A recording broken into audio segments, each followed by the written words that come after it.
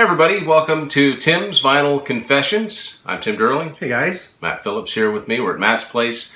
And a few weeks ago, it's been quite a few weeks now, I talked about this a lot. And some of you might be wondering why there was no show. Well, a few weeks ago, November 17th to be exact, Classic Albums Live came to the Fredericton Playhouse and put on a show doing all of Rush 2112 and some other Rush songs as a second part of the set. Well, Matt, tell them a little bit about what happened to our original plan. Okay, well, just a quick little refresher. In July, I think the tickets went on sale. It was back in the summer. Yeah, I was on vacation. It was a mad rush to try and get the best tickets we could find. We got tickets for myself, Tim, and Will, and Marley, which was a birthday present for her. So had those put aside for quite a long time. Then, sort of a happy accident, Chad, who's been on the show many times, was home from out west visiting. You'll see more about that in a second. And I was messaging back and forth with Chad and saying, hey, are you going to be still here on November 17th? And he said, yeah. And I basically said, do you want to go to the 2112 show? Knowing he's a Rush fan. And he said, yeah. What is it exactly?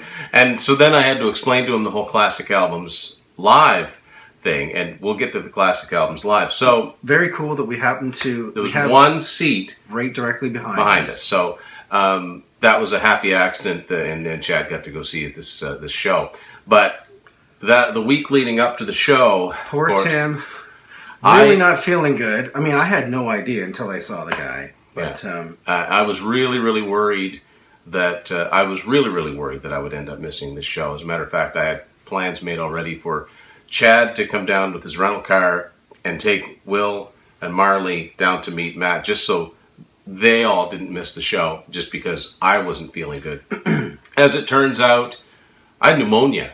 I didn't even know. I just thought I had a really bad cold. I mean, it was a terrible. It was a terrible bout. I ended up going to the doctor after that, and 6 hours in the ER. But that's another story. Having said that, somehow he kind of pulled it together, and kind of forgot about being so sick during the show. But yeah, we wanted to do a whole pre-show, all of us together. But it just I wasn't on the ball. I hadn't had any sleep, so I did well to get down there. So, but. It's too good not to talk about. I had already filmed a segment with Chad, which you're about to see, going over all of the versions of the 2112 album that I own. But Matt, for those who haven't seen one of these shows, explain Classic Albums Live. Okay, so they're a troupe out of the Toronto area. They generally tour like East Coast and Canada. They do a lot of shows in Florida. But about twice a year, they come to the Fredericton area, and they'll take an album like the 2112. What are some of the other ones we've seen? We've both seen Led Zeppelin 4. You've seen them do Led Zeppelin 2, Queen, and Night at the Opera. They have to be well-known, iconic, well-known albums. Pink Floyd, Dark Side of the Moon, The Beatles, Abbey Road, Fleetwood Mac, Rumours. Ones that the average person would know, oh, I know that album. I like a lot of the songs on it. And then what they do is... they come back out after an intermission and do various songs by whichever artist they've just done covering. There's no overlap. But the thing about Classic Albums Live is they make no attempt to look like whoever. It's not a tribute act. It's a tribute to the music. It's all about the notes. Note for note, cut for cut, I think, is their tagline. And it doesn't matter how many musicians it takes to bring these albums to life. Doesn't matter if it's a 4-piece band that did it originally, like Queen. I think there were 9 people on stage, making sure that all of the vocals were taken care of, all of the guitar parts were taken care of.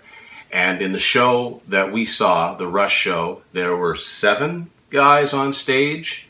Considering this is a 3-piece band, that's quite a feat. So I think you've seen more of the Classic Albums Live shows than I have. This was actually my 10th show. Yeah, so I've seen, this is the 4th one that I've seen. And if you hear tell of them coming to your area, wherever you're at, and you like the album they're doing, do yourself a favor and go, because they're amazing. No one's going to sound exactly like anyone, but the attention to detail in bringing these songs to life is astounding. And the Rush show, for me, as far as I can tell, based on what the Playhouse has brought in, was a nice surprise. I mean, a huge Rush fan. But I think this is the heaviest show. The most heavy guitar-oriented show that's been at the Playhouse. Sure. I can't think of anything else. I mean, Led Zeppelin, I suppose, would have been the next. Maybe some of the Queen. But overall, and I hope that they bring them back. I do know they have a moving pictures show. Ooh. So, but we'll talk about the set list in a little while. So what you're about to see now are a couple of clips that were filmed in advance of this. First up is a clip that I filmed with Chad when he was home visiting. It was great to have him visit for a while. I actually got Chad into Rush. We talk about that a little bit. After that, the two younger members of our group that traveled, my daughter Marley and my nephew Will, both of whom have been on this show, talk about them, about their impressions of the show. And then Matt and I will talk about the show itself as we wrap up. A very special guest, my good friend Chad Green. Chad's been on the show before. He's back home for a visit. Hello, Chad. Hi, Tim. And we're here to talk about Rush 2112 with classic albums live, coming back to the Fredericton Playhouse and bringing this classic album to life. Chad's never seen one of these shows before, so he's going to come along for the ride. It's going to be great. We're going to do a little filming of the way down, the trip, and our impressions of the show afterwards. But to start off, I thought it would be fun if Chad and I just basically talked about Rush in general, and I'm going to go through all the versions of the 2112 album that I own. So Chad, I think I pretty much know the story that you got into Rush probably when we were in grade 12. That's correct. So who got you into Rush, Chad? Tim, I do appreciate that you got me into Rush, and one of the first things that got me into Rush was Tim loaning me the Chronicles album, which gave me a little bit of a taste of, their catalog to date at that time, but also 2112. So there was just a couple songs on Chronicles, I think. Probably Overture and Temples of Syrinx. Well, and a Passage to Bangkok is on there. Oh, right, the live version. So maybe three. I haven't actually factored. Yeah, no, you're right. This is the live version from Exit Stage Left, but yeah. Yeah, and out of those three songs, the one that stood out for me the most at the time was A Passage to Bangkok, and I really kind of picked up on the lyrics. I thought that was amusing, and I love the solo in that live version. It just blows my mind. So that was my first kind of exposure to Rush and 2112. Created a monster, I did. But yeah, so at that point I'd been into Rush probably 3 or 4 years, and Chad was like the first person that really, really responded to this band other than, I don't like them. I'm generalizing, but not by much. So where 2112 is a subject to classic albums live, I thought I would go over the copies of this album that I have, and I kind of surprised myself. I knew I had multiple copies, but no, I had quite as many. So I'm going to start out with the first one. The one I've had the longest is the cassette. This is just a Canadian cassette of 2112 on Anthem Records. I would have picked this up in June, I believe, of 1988. And whereas Rush wasn't a band that I read about a lot in the rock magazines at the time, I didn't realize how pivotal and important an album this was in their career. It was a sink or swim album when they put it out, because their first album had garnered them some interest enough to get signed worldwide, because they originally put it out independently. Fly By Night came out. Was okay, gaining a little bit of steam, and Crest of Steel was a huge bomb, and they almost got dropped from their label, and they were threatened basically with going back and making another record like the first album, just shorter, direct, simpler songs, and they said, no, we're not going to do that. We're going to do the music we want to make.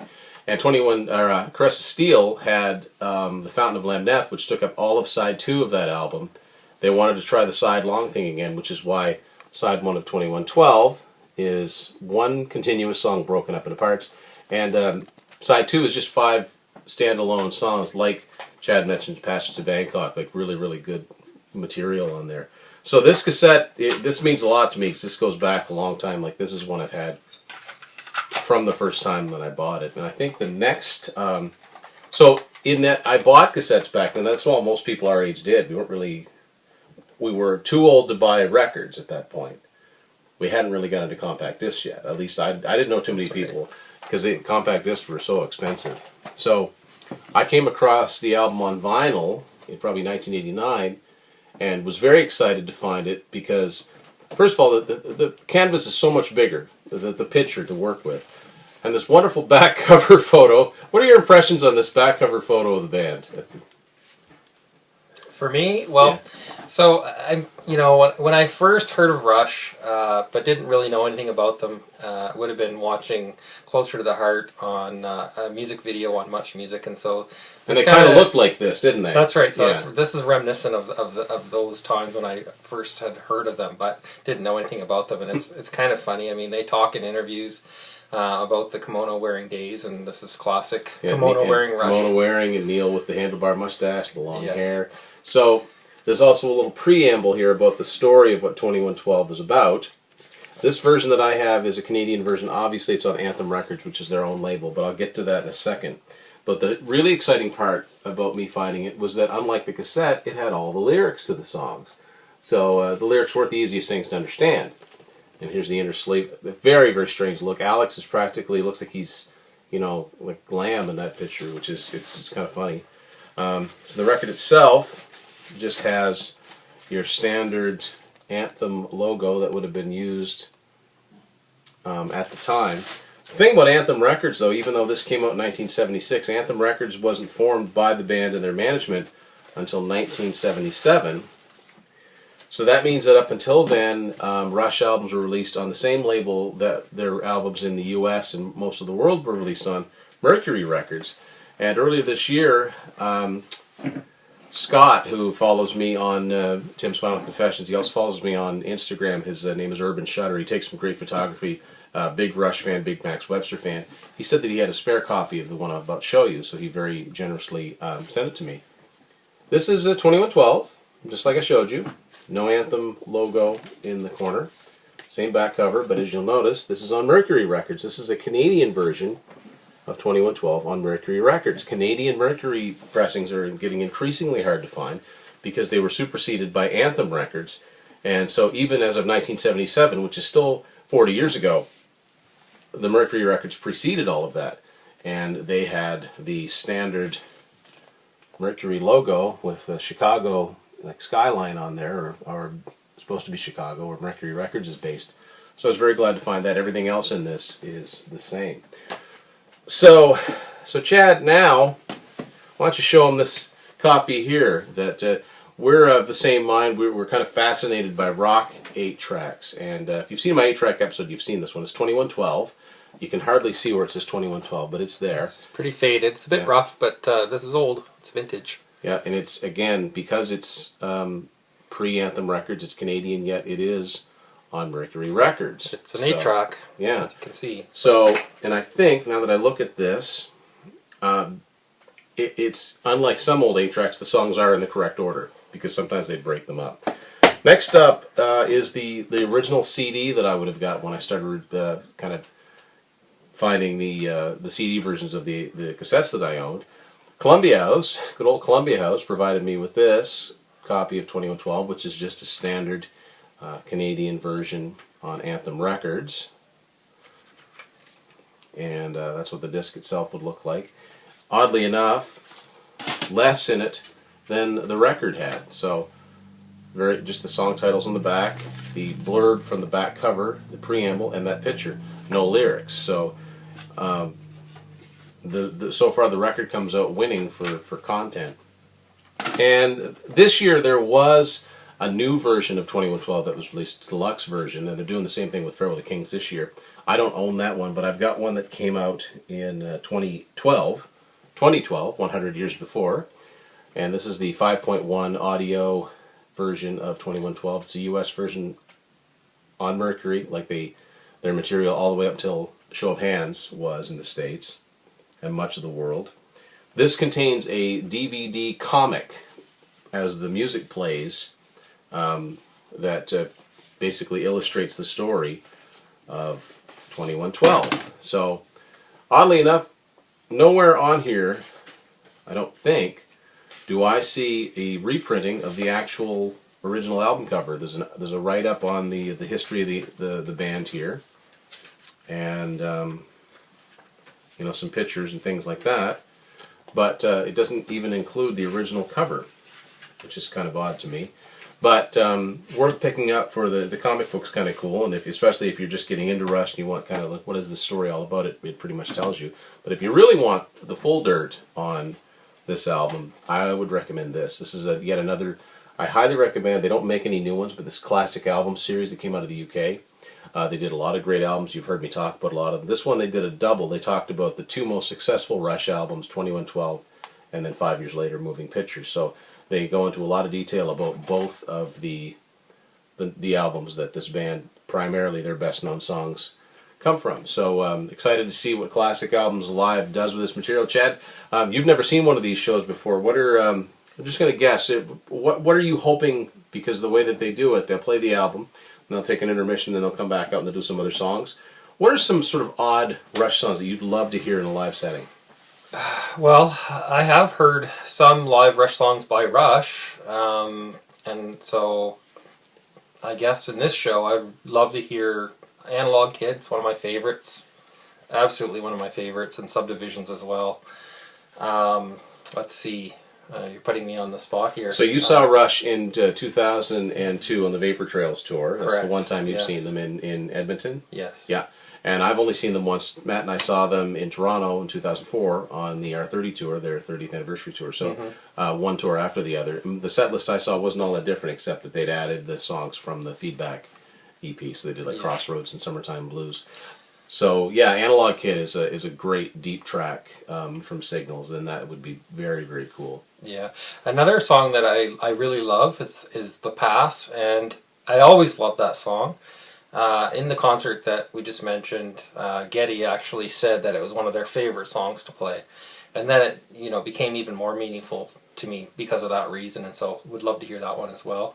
But anything that they play will, I'm sure, be fantastic, and I really like some of the more obscure stuff. Between the Wheels would be great, or Red Sector A, something like that. Some Grace Under Pressure. It would be nice to hear something newer, and by newer I could mean 90s and beyond, like even if they do like Dreamline or Resist is probably an obvious one for me too. I tend to really go for the 80s material, but I love everything that they do, of course. But so you really like the Power Windows, Hold Your Fire? Yeah, I'd say the album that I've probably played the most for myself personally would be probably Signals. Would be Signals is a favorite of mine too. I'd love to hear Analog Kid off that, or Chemistry, or Losing It would be really cool if they were to do that one. So yeah, so we're looking forward to a Classic Albums Live. If you want to find out more about that, it's classicalbumslive.com. If they're coming to an area near you and they're doing an album you like, do yourself a favor and go see them. So now I'm here with Marley and Will, both of whom accompanied me and Chad and Matt to the Classic Albums 2112 show. Will brought his versions of 2112 to show, to get even more versions of these on camera. So he's got a vinyl version here, and that's an Anthem Records version,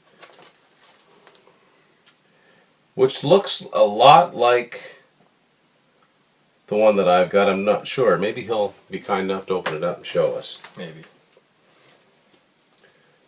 So it's the same gatefold. So far it looks exactly like my Anthem Records version. The real way to tell will be to look at the So I just have the vinyl itself, and white sleeve. I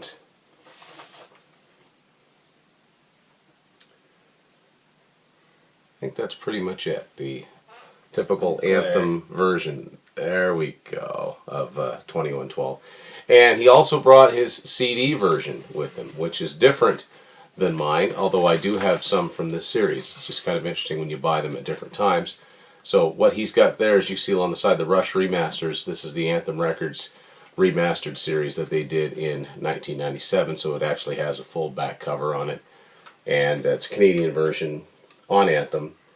My first album and Caress of Steel are a part of this series. So all the ones I have are like this because I got into them just recently.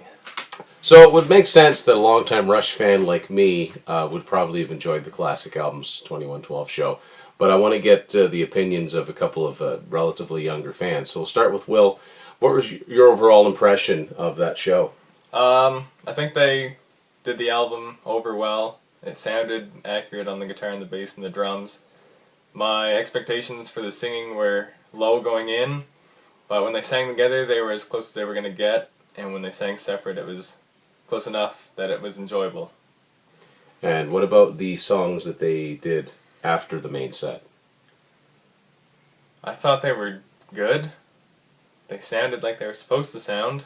The singing was, again, not completely the same, but that was to be expected anyway. Marley, what were your impressions of the show? I probably went in with like the lowest expectations because I'm very much a casual fan. Like I heard a few of their songs, but there was actually some there that I had never heard before. So, and I quite liked them. Same with Will. I didn't think they were going to get the voice quite right, but when they did sing together, it sounded a lot like Geddy Lee. So there's that. I only cared if they played Subdivisions, and they did, and I'm really happy about that. Sadly, we don't have any footage of all 5 of us there at the same time. I wasn't exactly on my game. As it turns out, I was fighting pneumonia. So there you go. So now we've heard from Will and Marley, their impressions of the show. So I'm going to let Matt kind of talk about the show before I really get into it, because I'm a long time Rush fan. Matt's sort of been a casual observer. So Matt, what did you think of the show? Oh, it was definitely one of the best Classic Albums Live shows I've ever seen.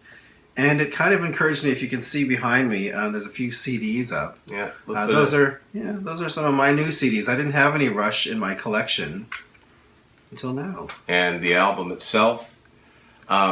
Just wanted to show you this because this is a remastered version. I don't actually have this one. I believe this is the same one that you saw Will show. I've had my original 2112 CD for quite a long time. This is something I will typically do. So take the album, and then I like to put the... And there's your ticket stub. The ticket stub for the show. So amazing show. I mean, it was an amazing show. I was sick as a dog, suffering from what I thought was a bad cold, turned out to be pneumonia. But during the time that they were on stage, I was kind of riveted to the stage, and that music just kind of, took my mind off the fact that I was really sick. And of course, as soon as the music was done, I was back to being half dead again. But I thought that it was amazing. I mean, this is not easy music to reproduce in any setting, and the fact that it took 3 guys to do it, as we talked about. So we had your 3 guitar players, right? 2. 2 guitar players? Yes, there was 2 guitar players. Okay, and the bass player. But there was a guy that switched off. That's right. There was 2 singers, yeah. One of whom played acoustic guitar. That's right, when the songs called for it. Mm-hmm. Keyboard player and a drummer. Now, the drummer, I have seen him, Troy Feener. Okay. I think I'm not sure. I think he may have been the drummer at every one of the Classic Albums Live shows that I've seen. I have to mention this. Poor Tim, as we were leaving, fantastic show. We got to get Tim out of there. He's not feeling so hot. He just barely made it through. So, of course, as we were leaving, the drummer comes over, wants to chat with everybody. What'd you guys think? Did it sound really good? I would have loved to have sat and talked to him. I think the only thing that I could manage to spit out was, we'll get to it, one of the song titles. And he's like, right, Yeah. So I would have loved to have had the chance to talk to him. I mean, I would have said, hey, look, I'm from the Fox. We co-promoted the show. And but I was not, like I said, did well to get down there. But it's hey, it happens. It would have been an awful thing to miss. It would have been a shame. Never mind the money's wasted, but it would have been an awful thing to waste, because it was incredible. So 7 guys reproducing the work of 3 guys. That says a lot right there. So they came out with I don't believe they recreated the intro to 2112. I think he had it in his keyboard. He just hit a button. Oh, okay. But that's a hard thing to reproduce. But once that ended, the band kicked in, and boy, did they ever kick in. Like I said, it's got to be the heaviest music that's ever been performed. This is, the 2112 album. If you're not really into Rush, you might think of them as, well, yeah, keyboards and the guitars a little trebly, but in the 70s they were a heavy band, and this is one of their heaviest albums. It just happens to be their breakthrough album.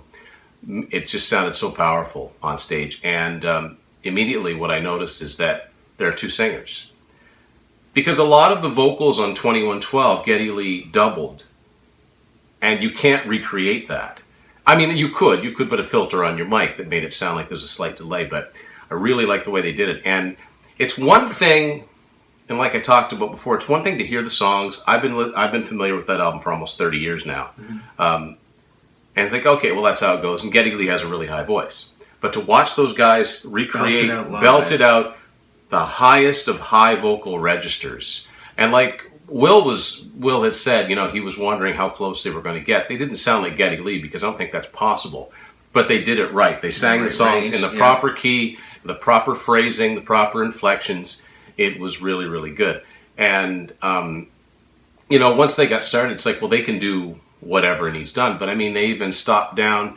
So you had the waterfall sound going and tuning up the guitar.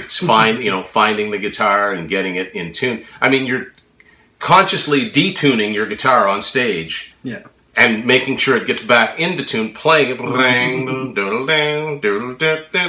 and doing that on stage in real time. So it's. Hopefully, everyone knew that was actually part of the show. Well, that's the other thing. Like I'm really, and even the lady that introduced the show, I believe she even said that it was kind of her one of her favorites, but it was kind of taking a chance. And I think there weren't a lot of empty seats. I mean, maybe towards the very, very back.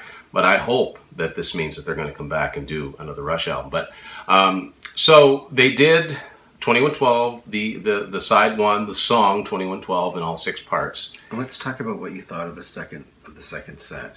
Well, then they did side 2, which was Passage to Bangkok. Through Something for Nothing. So yeah, Tears was awesome. I mean, recreating the Mellotron on stage and. Even a song like Lessons, the third song on side 2, this is what classic albums live do. If the song fades in and out in the album, they fade it in and fade it out. And the panning and stuff too. Yeah, the stereo panning, everything was spot on. The sound, there's always good sound at the Playhouse, but their sound crew, had to know that music inside and out. I know they do it every night. But yeah, then as is their custom, they take a 10-15 minute intermission.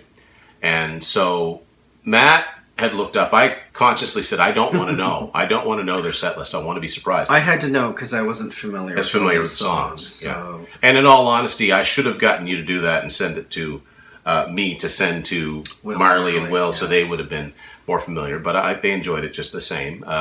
So they came back out and they opened the second set with La Villa Stringato, 9-minute instrumental from Hemispheres. Yeah, I thought it was amazing. And difficult. I mean, multifaceted parts, crazy bass playing, an insane classical guitar intro where all eyes are on the guitar player. Really young guy, too, that was doing that part. I was really impressed. I've seen them 10 times, and this is the first time I've seen 2 of these guitar players I've never even seen perform before. Yeah. One of the guys looked fairly young, but they were on. Yeah, they were on their game.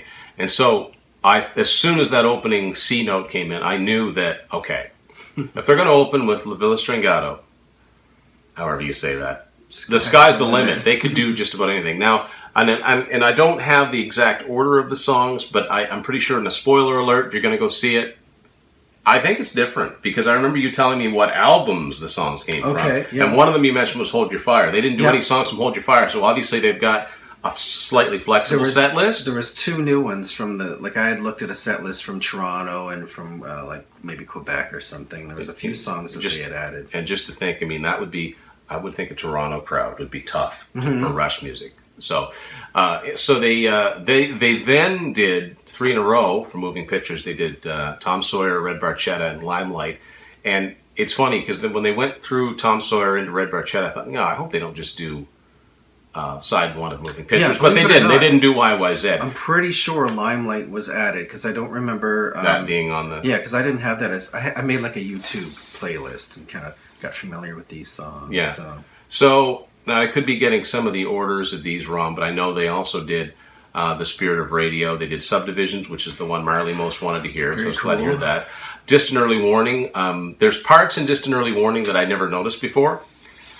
Really? Many times I've listened to that song and seen that video because it was one of the first ones I heard because Much Music used to play the video a lot. But there's keyboard parts in the chorus that I never realized that it's just I didn't realize because you're listening to the vocals and the bass line. There's always a lot to lock onto. So Free Will, Spirit of Radio, Bastille Day. Bastille Day was one they threw at us. And they said that Craig, the main guy behind Classic Albums Last, saying, "Oh, you can't do that." I said, "No, people love it," and that's the one that Troy, the drummer, was talking about. And that's the thing. I managed to get a Bastille Day, man, and he probably thought I was stoned or something, but I was basically dying, and I just went up. It was really good. The Bastille Day. Talk about. I mean, okay, so the first part of the set, really a workout for the two vocalists. Bastille Day is right along that time period, high vocals. So they wanted to do it, but it's another workout. And about the only other thing that I think is that, because the vocals got significantly lower during the 80s, which is primarily what they did, except for the end of Free Will. They closed with Xanadu, which was amazing. So great second set. I mean, you know, they could have done anything in the Rush catalog, but I also know that they are also playing to a slightly more generalized audience. And 2112, there's no radio hits off of 2112, even though it was their breakthrough album. I mean, I think back in the day, some rock stations played the Overture and Temples of Syrinx, but other than that, there were no radio staples on that album. So I think what they kind of had to do is, well, we got to play Tom Sawyer, we got to play Limelight, we got to play Spirit of Radio. I'm kind of surprised, but not unpleasantly so. Glad they did Bastille Day, but I'm kind of surprised they didn't do Closer to the Heart. But I'm sure they do. That's the thing. They've probably got other Rush songs in their back pocket. So like if they bring back and they come back and do the Moving Picture Show, the first 4 songs on side 1 of that album are all well-known radio staples. 3 other songs, then they can come out and they can dig deeper into the catalog. They can come out and they can play Anthem, or they can play New World Man, or you name it. So I was not just, as a longtime Rush fan, there were no moments when I thought, well, that doesn't sound right. There were a lot of moments where, like, I never noticed that before. I never noticed that there's a lot more guitar going on there than I realized. It was fantastic, and like I said, as sick as I was taking the show in, and it was just like, man, I'm glad that I sucked it up and made the trip. That I'll get some medicine later. So very, very glad to do that, to introduce that music to people that weren't as familiar. Chad really, I mean, we don't have a follow-up with Chad, unfortunately. He's gone back, but Chad really enjoyed the show. He didn't know what to expect because he'd never seen one of those before, nor had Will or Marley. So Will's already making plans to see another one. Yeah, next year. So Classic Albums Live is just, it's almost worth it. You know, even if you just vaguely know the album, go see them. They're really good. And you can tell they have a lot of fun on stage, and you can tell that they love this music. They take it in.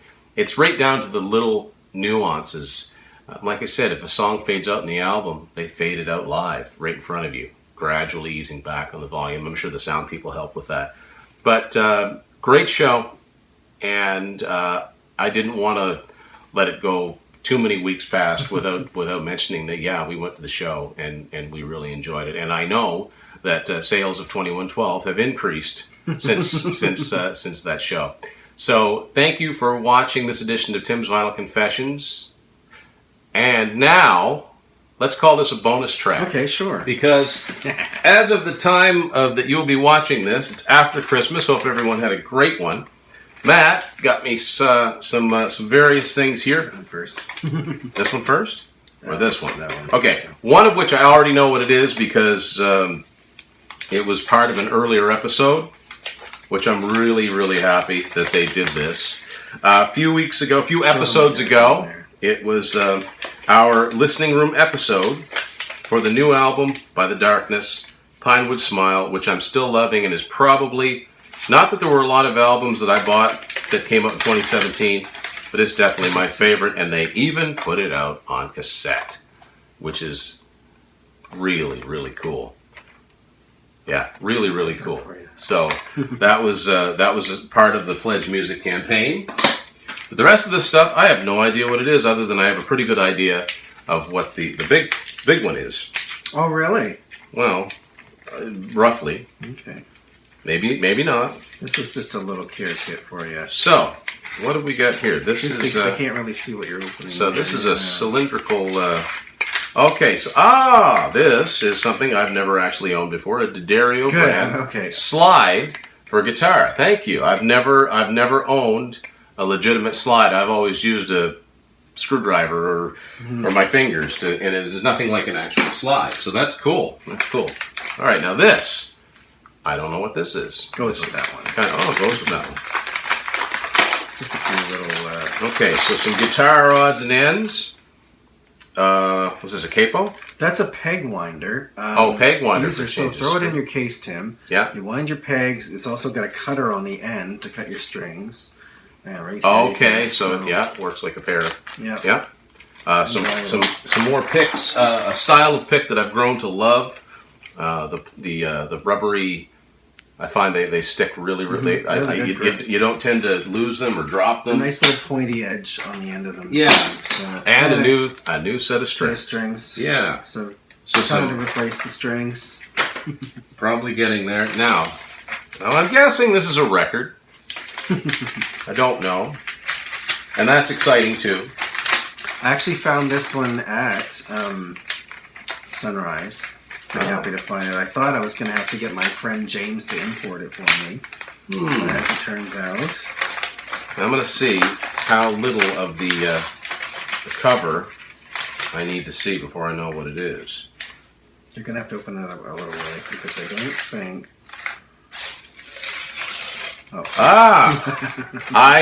Yes. Yes, because it was a Black Friday exclusive. I've seen a few people post this. I have this on CD, and I think it's a lot of fun. But it's the Twisted Sister Christmas album, A Twisted Christmas on vinyl. So thanks, Matt. That is awesome. This is a new, never been on record before, from Rhino Records. And last week I did the Cheap Trick Christmas CD and mentioned this in it. This is a fun album. Really, really well done. Better than you might ever think it is. It's just a lot of fun to throw on and have people go, wait, what is that? So, anyway, yeah, so cool. So, listen, 2017, great year. Really, really enjoyed all the support that we've had. And look, next year, we were just talking about Record Store Day. 4 months. Yeah, 4 months till Record Store Day. So, Happy New Year, party safe, and join Tim's Vinyl Confessions in the new year.